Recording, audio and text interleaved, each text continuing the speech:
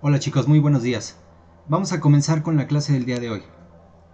Entonces, para comenzar vamos a recordar un poco lo que vimos en la sesión anterior, que tiene que ver con una proposición que demostramos para interpretar a la derivada como una aproximación lineal al valor de la función en un punto dado.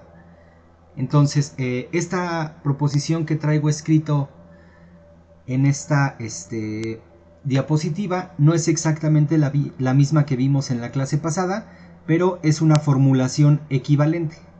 Entonces la propuse de este modo para que ustedes realicen la demostración como tarea moral. ¿Ok? Entonces esta proposición se va a quedar como tarea moral, pero esencialmente recupera la idea de lo que vimos la vez pasada. Entonces la proposición nos dice que consideremos omega un subconjunto de C abierto.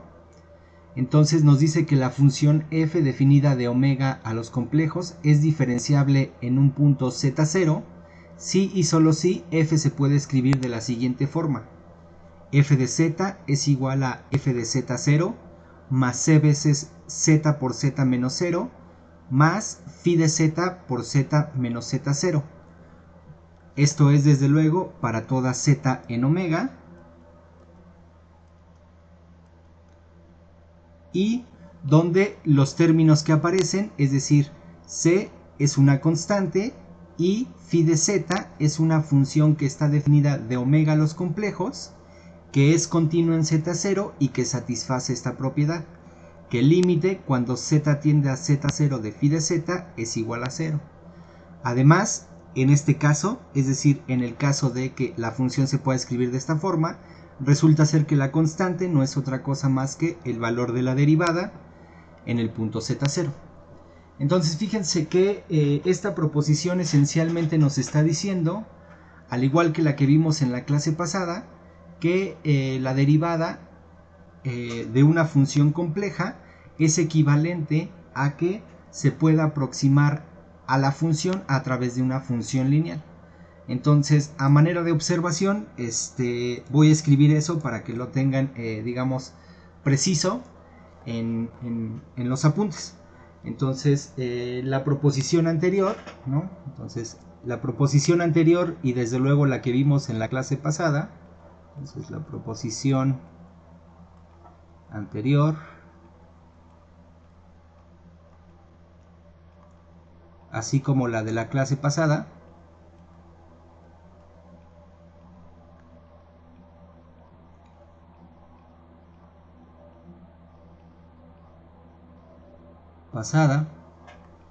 entonces, esencialmente nos dice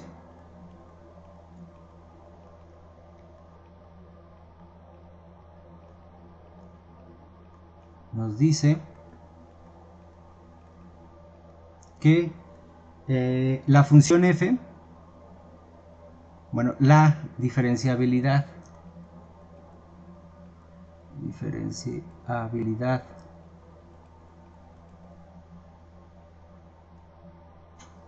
permítanme, la diferenciabilidad de f es equivalente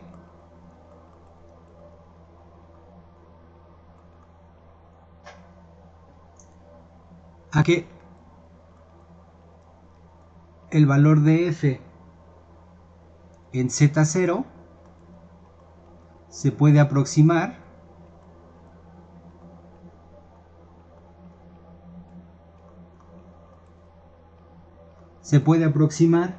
por la siguiente función lineal,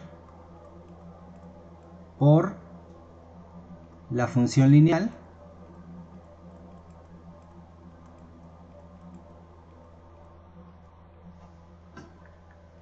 f de z0 más el valor de la derivada en z0 por z menos z0. ¿Ok? En el siguiente sentido,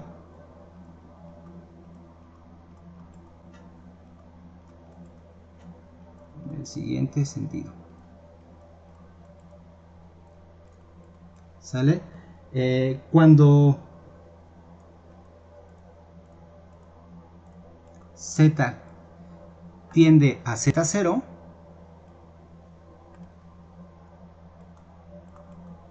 ¿verdad? Es decir, cuando está muy próximo a z0, entonces la diferencia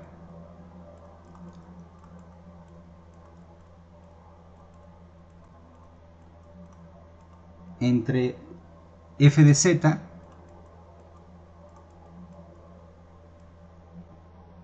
y f de z0 más f' en z0 por z menos z0, ¿verdad?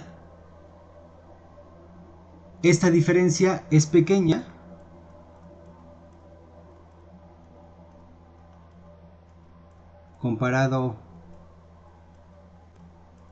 comparada con el módulo de z menos z0, ¿verdad? Y esto no es otra cosa más que interpretar la definición de la derivada, ¿no? Entonces, en efecto, si f es diferenciable,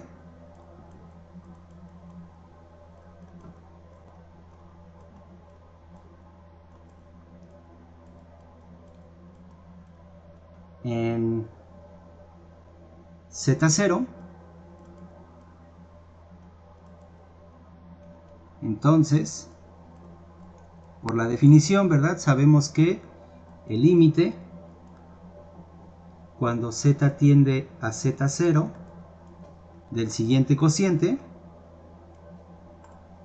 f de z menos f de z0, entre z menos z0, este límite existe. Entonces, existe este límite y además, esto es lo que definimos como la derivada en el punto z0, ¿verdad? Pero esto ocurre si y solo si, lo cual ocurre si y solo si, ¿verdad? Si y solo si,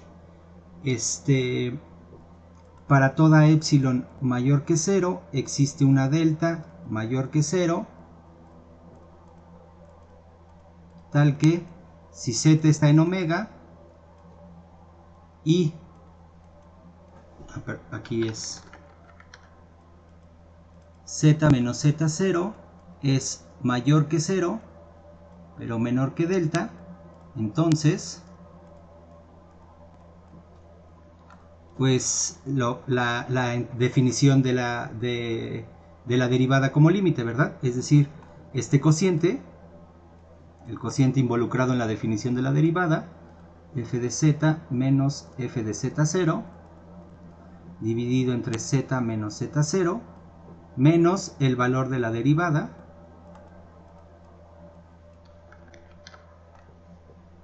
pues esto es menor que epsilon, ¿verdad? Esto es,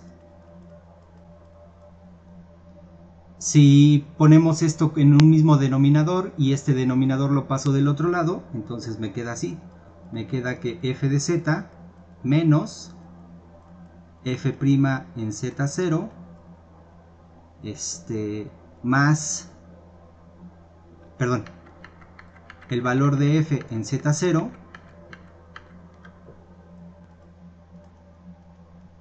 más f' en z0 por z menos z0. Este módulo es menor que epsilon por z menos z0. Y entonces aquí está, ¿verdad? Lo que nos está diciendo es que la diferencia entre f de z y f de z0 más f' en z0 por z menos z0 es más pequeño comparado con z menos z0. Entonces, esencialmente esta es una propiedad equivalente a la derivada y simplemente tiene que ver con, con la idea de que la derivada tiene una interpretación como aproximación lineal al valor de la función. Entonces, esta proposición nos permite entender a la derivada como una aproximación lineal, lo mismo que en la definición anterior. También se puede interpretar como una aproximación lineal, pero la propiedad que sobre todo destacaba de la proposición que demostramos en la sesión anterior era la continuidad que se obtiene como consecuencia de que una función se hace diferenciable.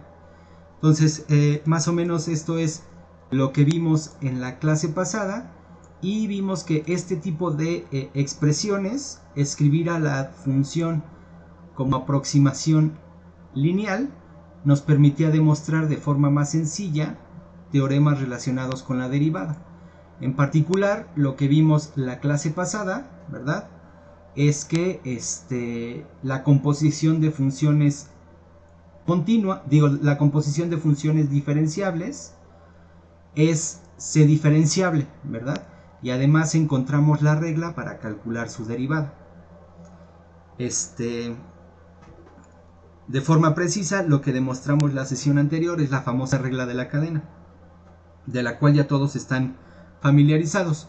Una observación que quizás sea obvia para ustedes, pero que la clase pasada no la precisé, es que en realidad, como estamos considerando a los reales como un subconjunto de los números complejos, entonces esta regla de la cadena se vale en los contextos en donde las funciones, ¿verdad?, de tal forma que la composición esté definida, desde luego, que los dominios de las funciones, así como su imagen, pueda ser, por ejemplo, funciones de R en R, o de R en C, o de C en R, ¿verdad? Todas estas combinaciones son válidas en el sentido de que esta proposición es general, en el sentido de que los complejos extienden a los reales, ¿verdad? Entonces, bueno, esta es una consecuencia que demostramos la sesión anterior de la equivalencia de la derivada como aproximación lineal. Y como corolario, desde luego, tenemos que la composición de funciones analíticas, pues es analítica, ¿verdad? Entonces, muy bien.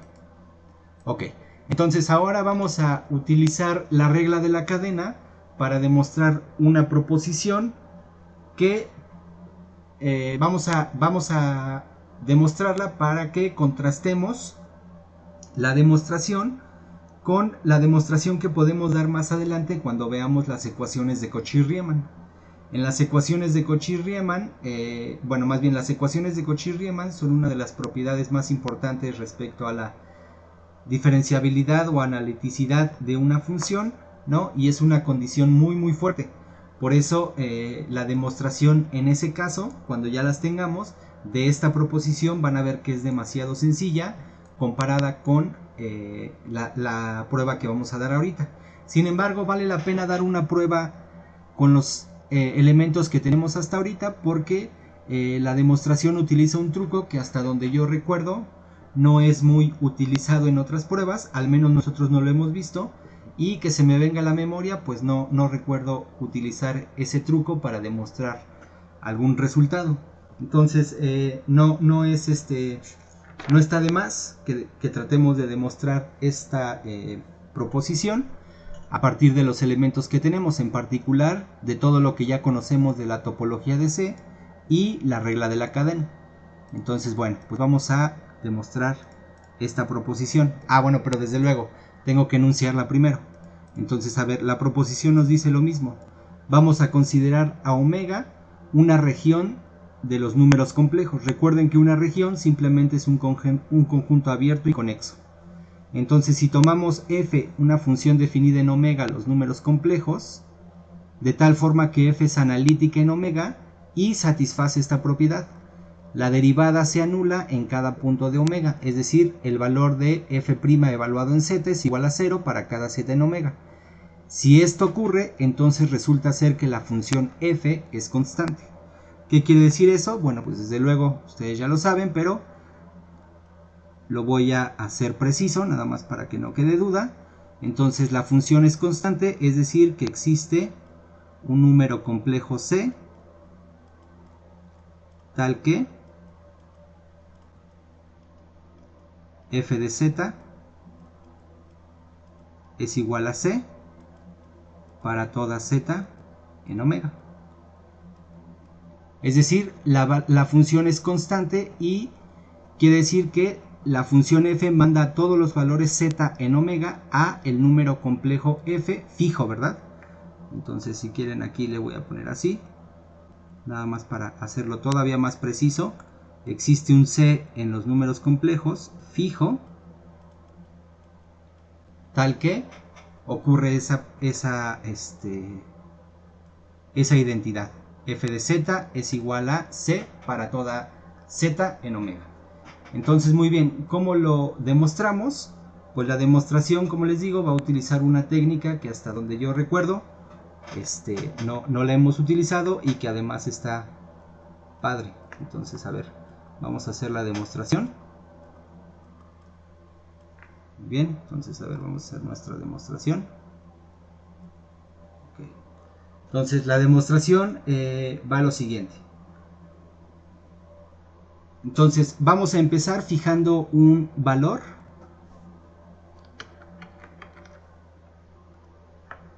Vamos a empezar fijando. Bueno, a ver. Lo voy a escribir así. Entonces, fijemos un valor z0 en omega, ¿no? Y hagamos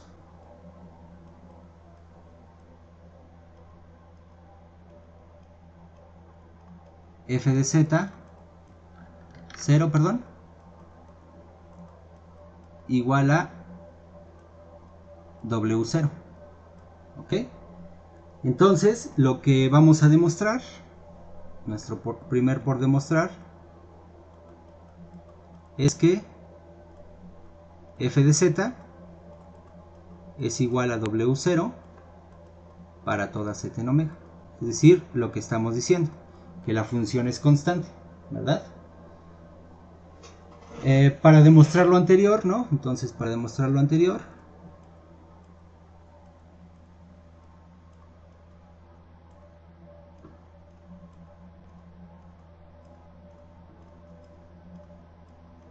entonces vamos a consideremos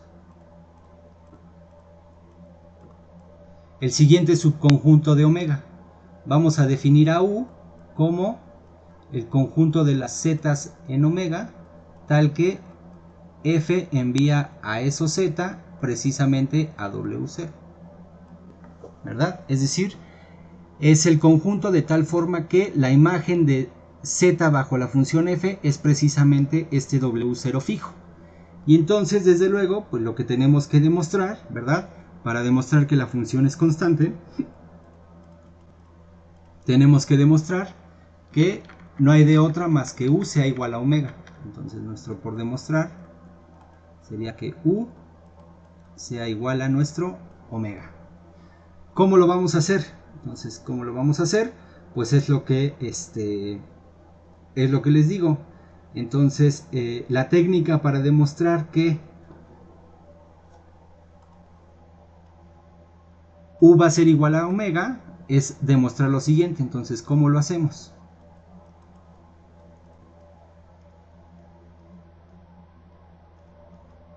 Y este es el truco que les digo que está interesante, ¿no? Entonces, a ver, este es el truco. Entonces, vamos a demostrar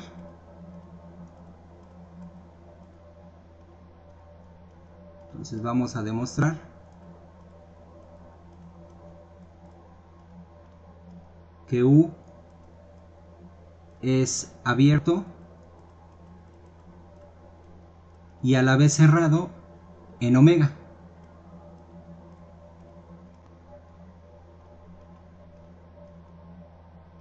¿No? Bueno, aquí debería precisar, ¿verdad? Con la topología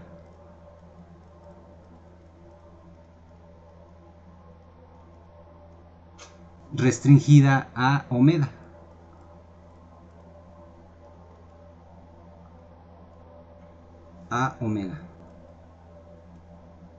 ¿Qué quiere decir eso? Bueno, desde luego aquí debería precisar esto de abierto y cerrado en omega.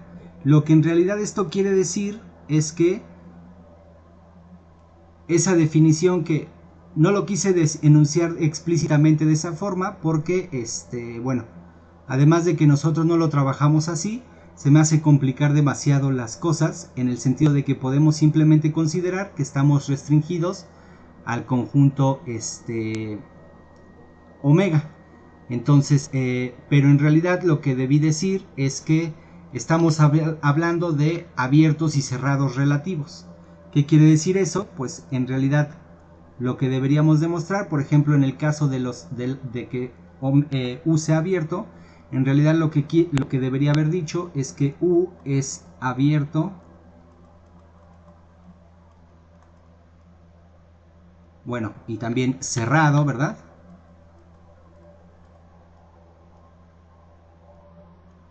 Cerrado en omega si existe un subconjunto A de C abierto,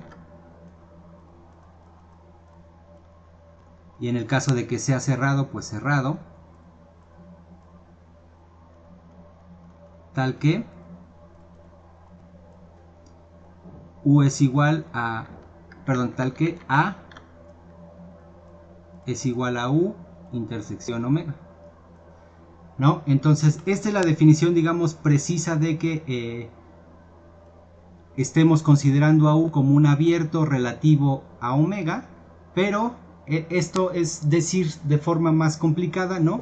Que en realidad nos estamos restringiendo a la topología de C restringida al conjunto omega. Entonces, en realidad estamos considerando la misma propiedad de ser abierto y cerrado, ¿no?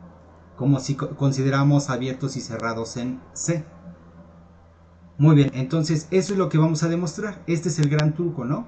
Vamos a demostrar que U, perdón, es tanto abierto como cerrado. Y como les decía, es un truco que hasta donde yo recuerdo no lo hemos visto y además no recuerdo muchas pruebas donde se utilice. Entonces, muy bien. A ver, antes, perdón, un pequeño paréntesis. Entonces, ¿por qué esto funciona?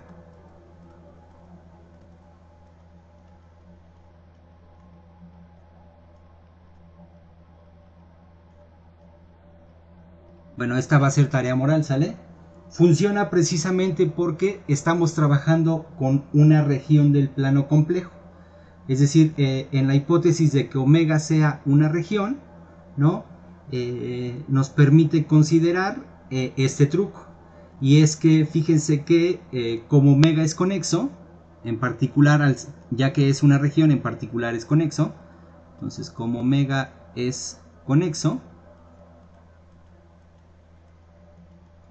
entonces si el conjunto U es abierto y cerrado a la vez,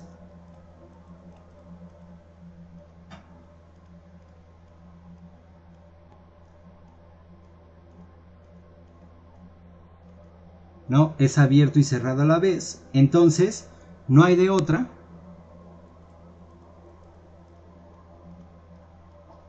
que U sea vacío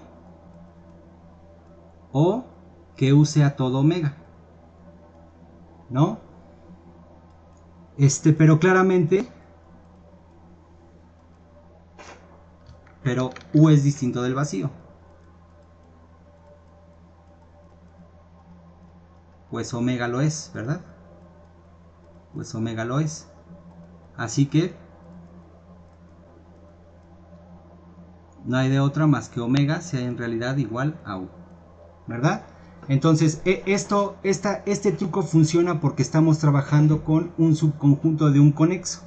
Y entonces, al probar que es abierto y cerrado, como estamos considerando un subconjunto de un conexo que satisface las dos propiedades, pues debe de ocurrir alguna de estas dos. Pero como además tenemos que U es distinto del vacío, entonces precisamente tenemos que debe de ocurrir lo que queremos probar, que U sea igual a omega. Entonces esto lo voy a dejar como tarea moral, que ustedes se convenzan de esta propiedad y la vamos a utilizar para demostrar lo que queremos. Entonces ya sabemos lo que queremos hacer. Queremos demostrar que el conjunto U es tanto abierto como cerrado, ¿verdad? Entonces queremos demostrar que U es tanto abierto como cerrado. Entonces pues vamos a comenzar. Entonces a ver, 1. Entonces por demostrar, U es cerrado. Para demostrar que U es cerrado, pues desde luego ya conocemos bastantes equivalencias.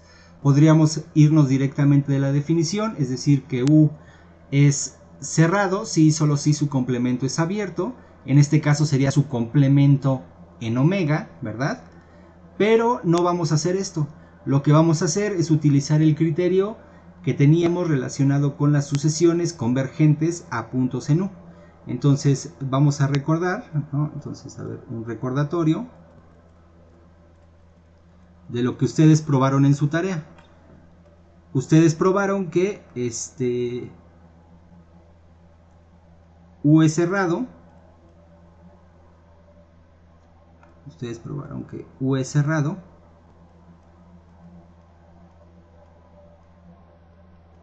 si y solo si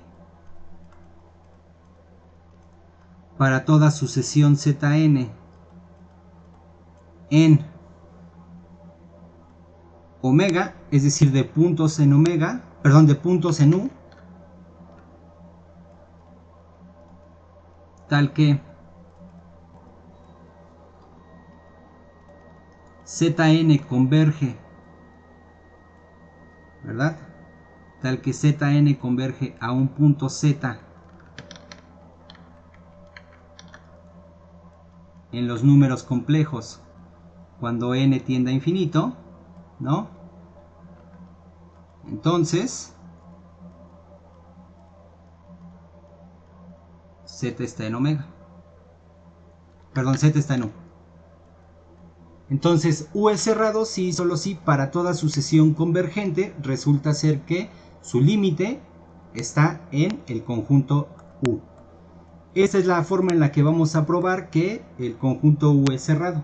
Entonces, pues como necesitamos hacerlo para cualquier sucesión, pues vamos a tomar una sucesión. Entonces sea Z en omega y Zn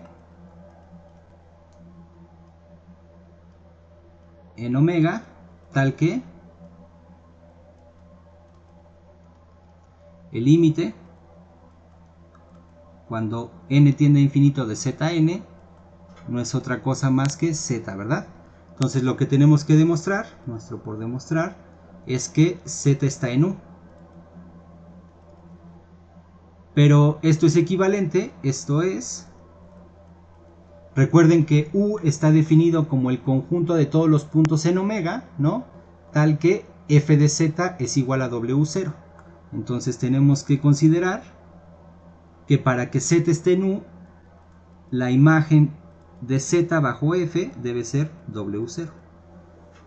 Y entonces, ¿esto cómo lo hacemos? Pues esto lo hacemos considerando la continuidad de la función, ¿ok? Entonces vamos a ponerle así, en efecto,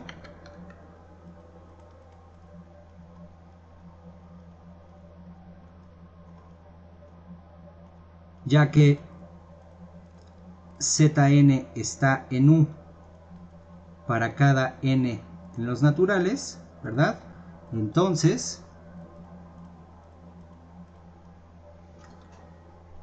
f aplicado a Zn es igual a W0 para toda n en los naturales. Y así, luego de la continuidad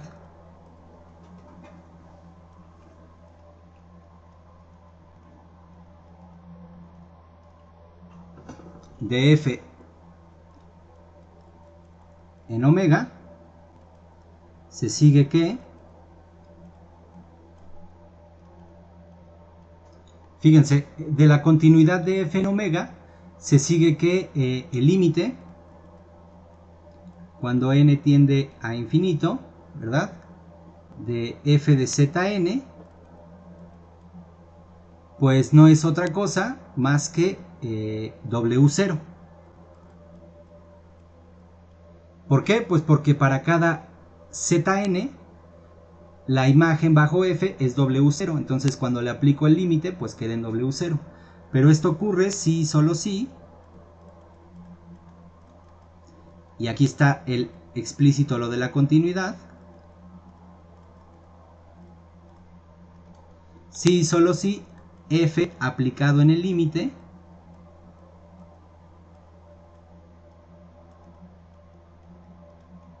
es igual a W0. Pero esto ocurre si y solo si f aplicado en z es igual a W0. ¿Esto por qué? Pues esto es por la convergencia de Zn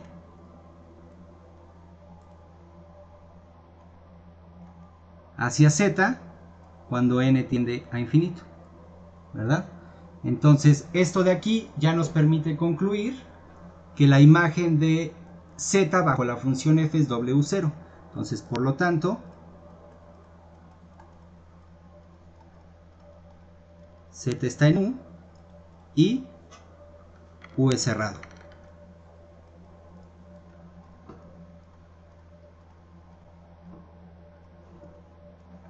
Muy bien. Entonces, a ver, pues ya demostramos esta primera condición, que U sea cerrado, ¿no? Y ahora necesitamos demostrar que U sea abierto. Entonces, ese es el siguiente trabajo que vamos a tener. El argumento de que U es abierto es un poquito más elaborado. Entonces, a ver, pues vamos a hacerlo. Entonces, 2 por demostrar U es abierto.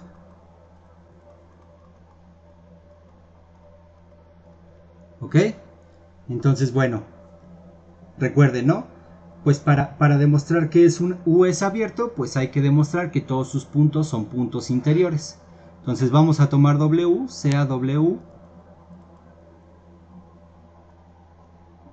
disculpen, vamos a tomar W en U. Entonces sea W en U. Entonces para demostrar que W es punto interior, ¿no? Entonces lo que necesitamos demostrar es que existe un epsilon mayor que 0, tal que la bola o disco con centro en W y de radio epsilon se queda contenida en U, ¿verdad? Entonces eso es lo que hay que demostrar. Y entonces para demostrar esto de aquí, ¿verdad? Entonces pues ¿qué hay que hacer? Pues desde luego hay que demostrar esta contención, ¿no? Entonces pues hay que demostrar esta contención una vez que ya exhibamos quién es epsilon. ¿Quién va a ser epsilon? Pues fíjense que como en realidad U es subconjunto de omega y omega es abierto, cuando nosotros tomamos un punto en U, en realidad estamos tomando un punto en omega. Y entonces este epsilon va a ser exactamente el mismo epsilon que existe de que tomemos a U como subconjunto de omega. Es decir, como U, como W está en omega y este es abierto,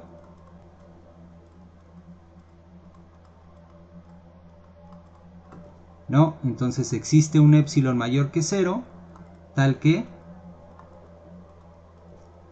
la bola con centro en W y de radio epsilon se queda contenida en omega. Lo que vamos a demostrar es que no solo se queda contenida en omega, sino que en realidad se queda contenida en U. Por demostrar, ¿no?, que en realidad esa bola, la bola con centro en W y de radio epsilon, se queda contenida en U. ¿Ok? Entonces, lo que tenemos es lo siguiente. Lo que tenemos es que, bueno, F está definida en un omega. Bueno, más bien, aquí tenemos nuestro plano complejo.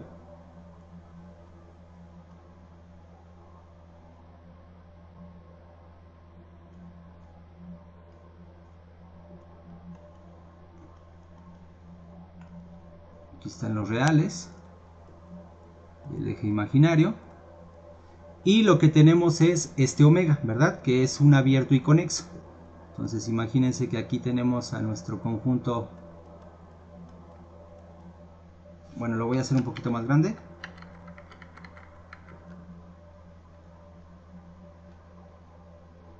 Imagínense que aquí tenemos a nuestro omega. Y nada más por decir algo, imagínense que el conjunto U que estamos considerando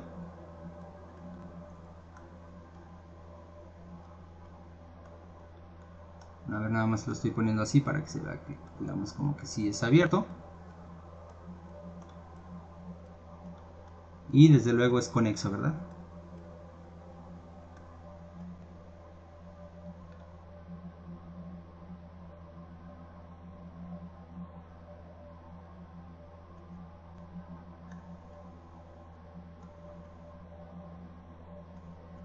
Ok, ahí está. Entonces, a ver, imagínense que este es nuestro omega, ¿no? Este es omega. Y lo que estamos haciendo es considerar el subconjunto U. Entonces, imagínense por un momento que este es nuestro subconjunto U. Y entonces nos estamos tomando un W en U. Entonces, a ver, lo voy a hacer un poquito más grande, considerando que en realidad U es todo omega, ¿no? Entonces imagínense que aquí está nuestro W,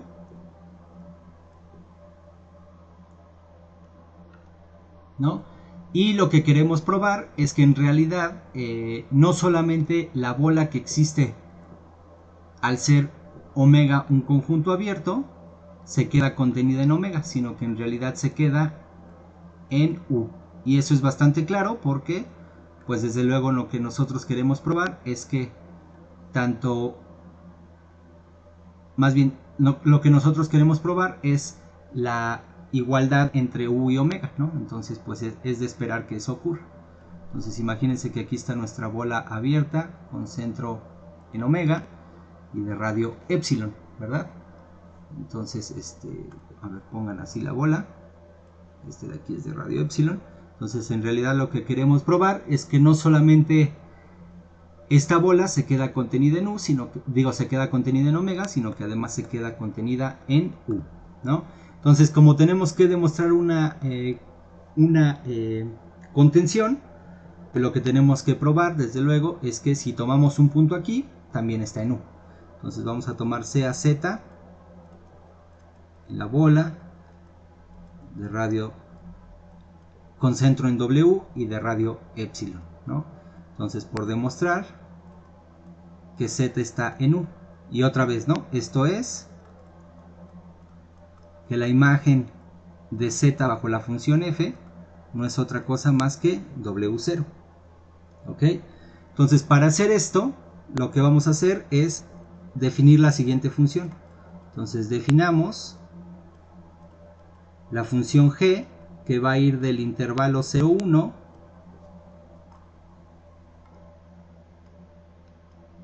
a los números complejos,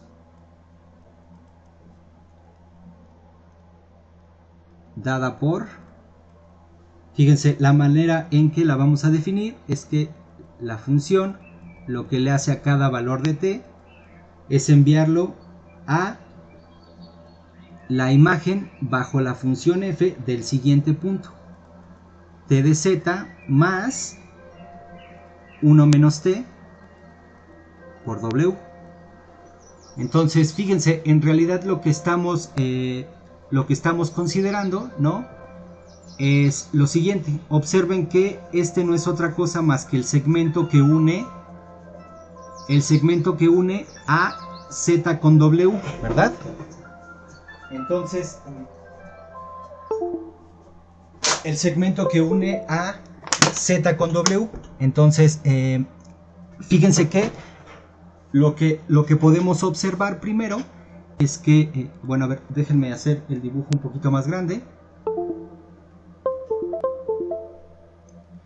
Voy a replicar este dibujo, pero lo voy a hacer un poco más grande. Entonces aquí voy a poner al conjunto U.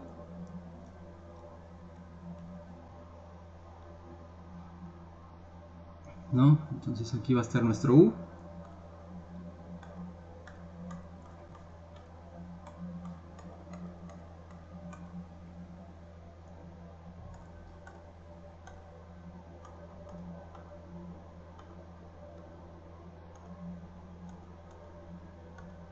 Bueno, aquí va a estar nuestro conjunto U y aquí nos tomamos, ¿no? El punto W.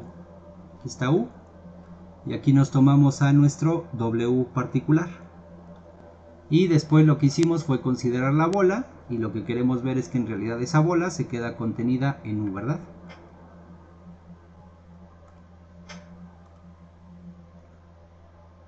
Aquí está nuestra bola y lo que queremos ver es que en realidad se queda contenida en U.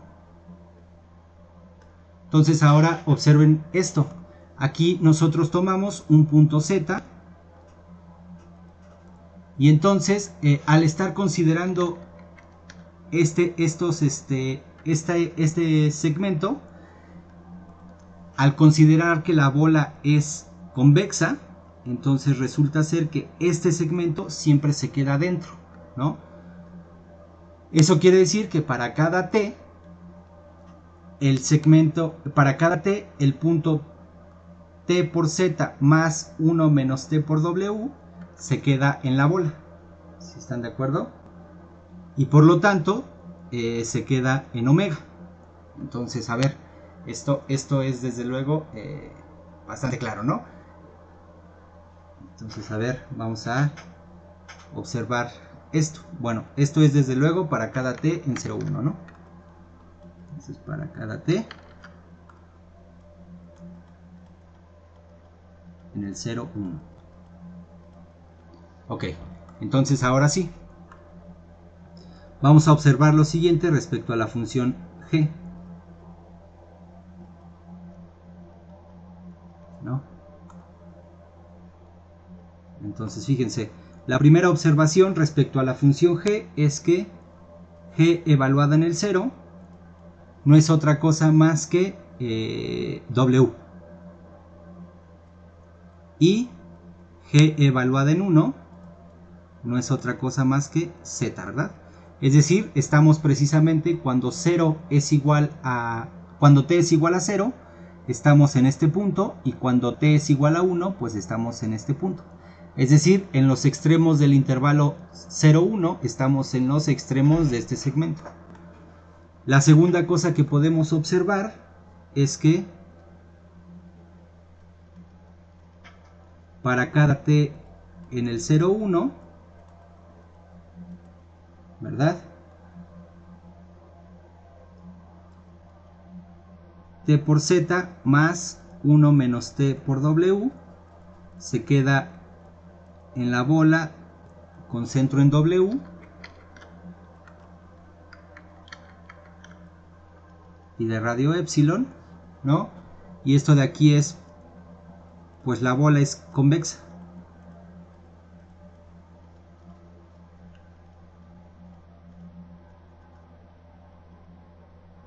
Y esto es un subconjunto de omega, ¿verdad?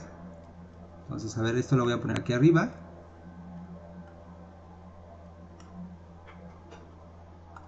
Y entonces fíjense cómo se queda en la bola y por lo tanto se queda en omega, ¿no? Así que cuando yo le aplico la derivada a este punto de aquí, ¿verdad?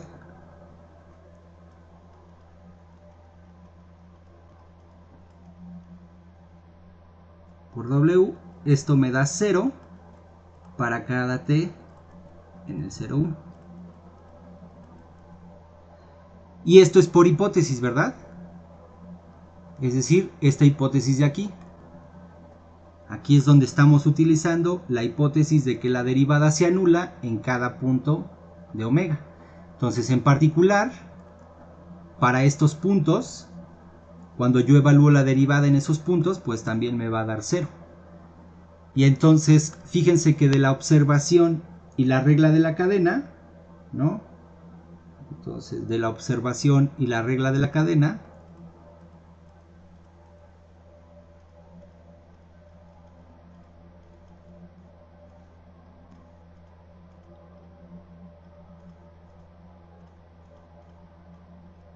la cadena, se sigue que la derivada de g evaluada en t no es otra cosa más que la derivada de f evaluada en t por z más 1 menos t por w multiplicado por la derivada de este punto de aquí con respecto a t, desde luego, ¿verdad? Entonces fíjese que cuando yo derivo con respecto a t me va a quedar z menos w. Y entonces como f' evaluado en este punto, ¿no? Esto de aquí me da 0. Y esto es igual a 0 para cada t en 0, 1. Y esto lo que nos está diciendo, ¿no? Nos está diciendo que g' evaluado en t es igual a 0 para toda t en 0, 1. Eso quiere decir que g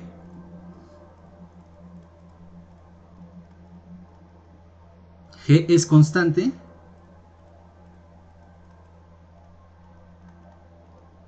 en el intervalo 0, 1. Así que sin importar el t que yo me tome dentro de este intervalo, su imagen es la misma. Y como nosotros ya conocemos, ¿no? Como nosotros ya conocemos la imagen bajo la función g de estos dos puntos particulares, ¿no? Pues entonces, pero aquí, disculpen, aquí no es w, es f.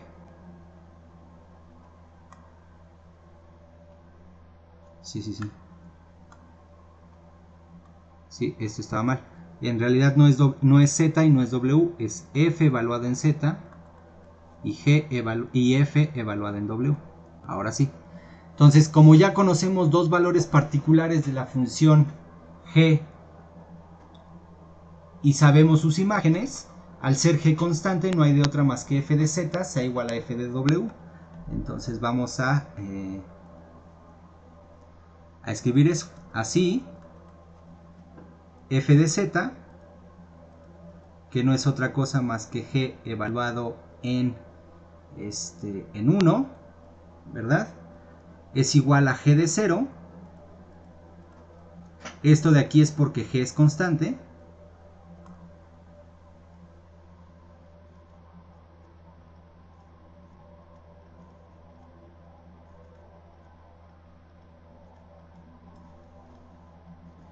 G de 0 no es otra cosa más que f de w. Y como w está en el conjunto U, entonces esto es W0. ¿Verdad? Entonces fíjense que W es un punto cualquiera de U, ¿no? Entonces aquí me lo tomé. W está en U. Entonces satisface que su imagen bajo la función f es W0. Y entonces si leemos de aquí a acá, nos dice que f de z es igual a W. Y entonces ya podemos concluir, ¿no? Entonces, por lo tanto, bueno, lo voy a poner aquí. Por lo tanto, Z está en U y U es abierto.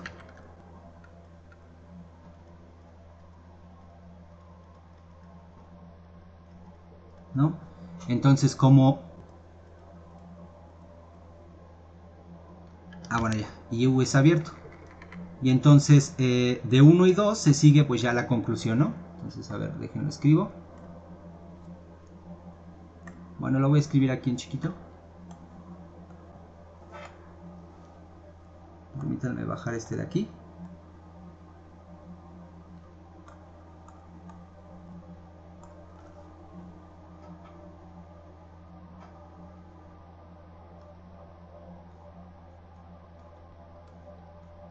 De 1 y 2 se sigue que U es igual a omega y por lo tanto F es constante.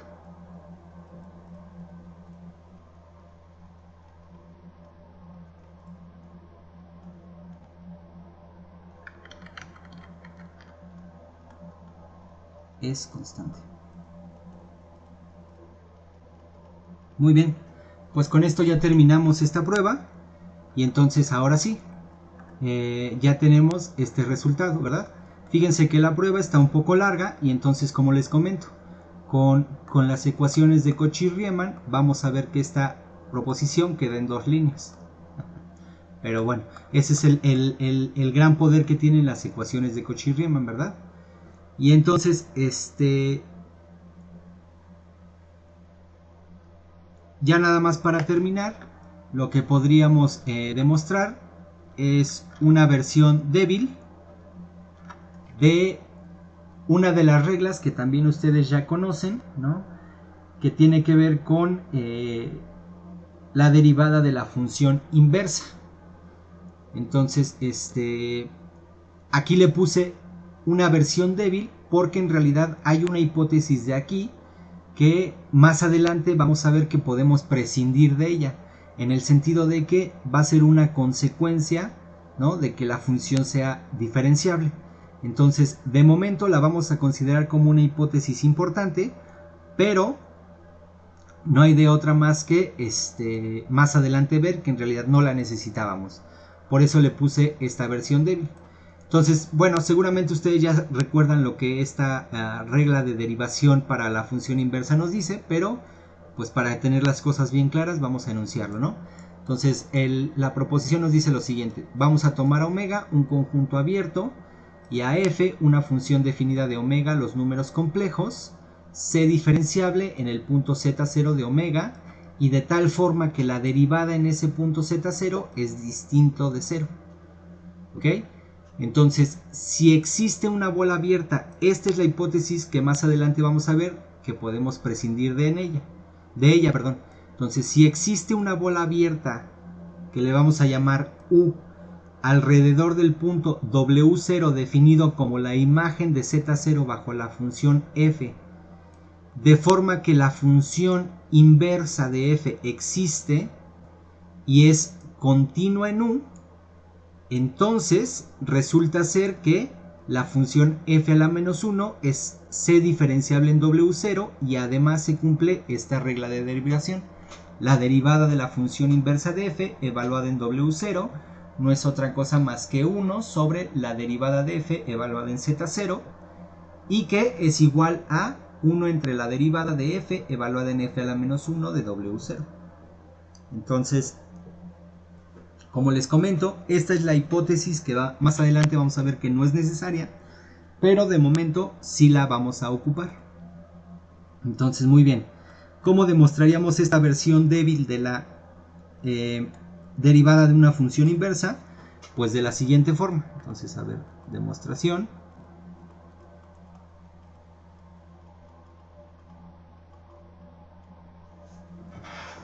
Ok. Entonces, a ver, para demostrar la fórmula, lo que tenemos que hacer es lo siguiente. Entonces, como tenemos que considerar el siguiente límite, ¿no? Tenemos que considerar el límite cuando W tiende a W0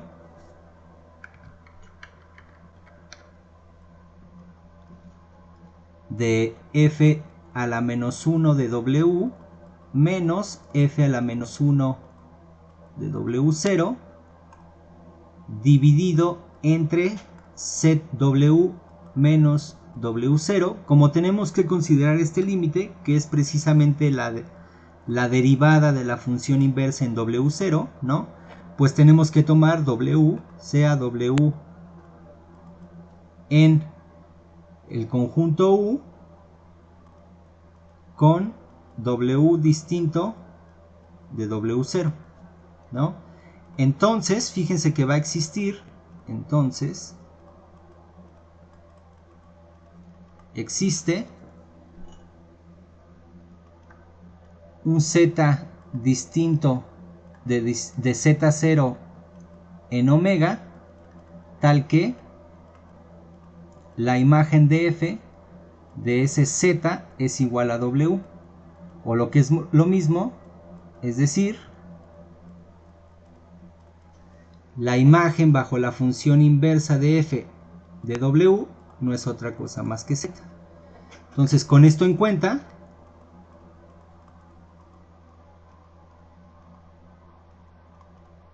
¿verdad? Fíjense que esto no es otra cosa más que... a ver, fíjense, esto aquí, porque esta va a ser el paso importante. Entonces este lo voy a poner aquí.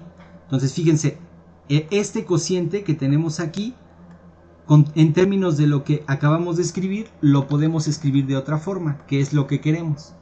Fíjense, esto de aquí lo podemos escribir como f a la menos 1 aplicada en w, que no es otra cosa más que aplicado en f de z, menos f a la menos 1 de w0, que no es otra cosa más que f aplicado a z0, dividido entre z, bueno, a ver, w menos w0, que no es otra cosa más que f de z menos f de z0, perdón. Y entonces esto de aquí, por ser la función inversa, nos queda que esto es z menos z0 dividido entre f de z menos f de z0, y esto es igual, ¿verdad?, a 1 dividido entre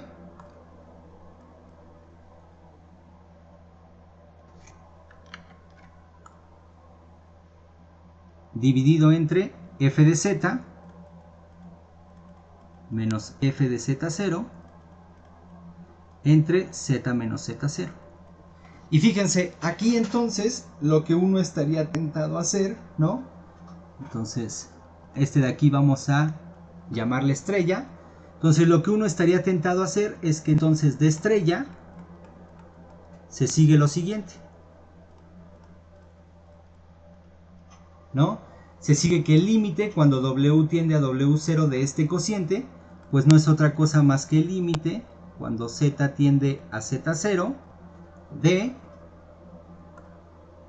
esto de aquí, ¿verdad? Ya que vimos que es igual. Entonces esto de aquí. Pero, pues nosotros por la propiedad del límite de un cociente, como esto de aquí está definido y además es distinto de 0, o sea, está definido, entonces esto no es otra cosa más que 1 dividido entre la derivada de f evaluada en z0, y esto no es otra cosa más que 1 dividido entre la derivada de f en f a la menos 1 de w0, que es lo que queríamos demostrar. Pero fíjense que este paso de aquí es bastante sutil. Es decir, nada nos indica que cuando w tiende a 0, entonces a w0, z debe tender a z0, ¿verdad? Entonces este es el paso sutil y este es el paso donde tenemos que utilizar esta condición, que la derivada, que la función inversa, perdón, es continua en u. Entonces esa propiedad la utilizamos precisamente para demostrar eso. Entonces eso lo vamos a poner como una observación.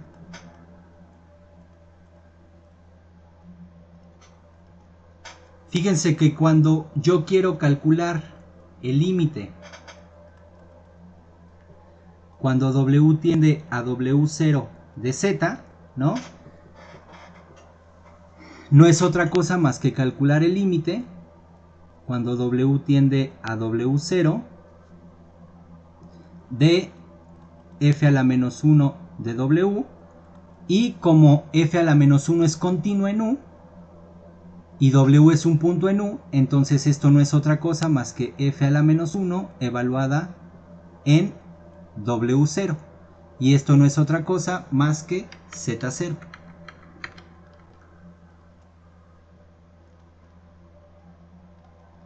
Y entonces esto de aquí nos dice que en efecto, por lo tanto,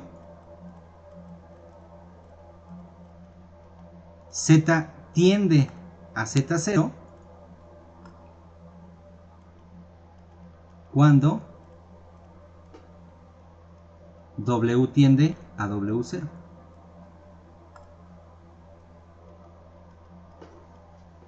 Y entonces, en efecto, con esto ya probado, que se obtiene de la continuidad de la función inversa en U, ya podemos argumentar y dejar bien justificado este paso de aquí, y por lo tanto ya tenemos lo que queríamos probar. Bueno, pues con este ejercicio, más bien con esta demostración, terminamos la clase del día de hoy, y nos vemos en la siguiente clase para ya introducir las ecuaciones de Cauchy-Riemann. Muchas gracias, muchachos, que estén muy bien.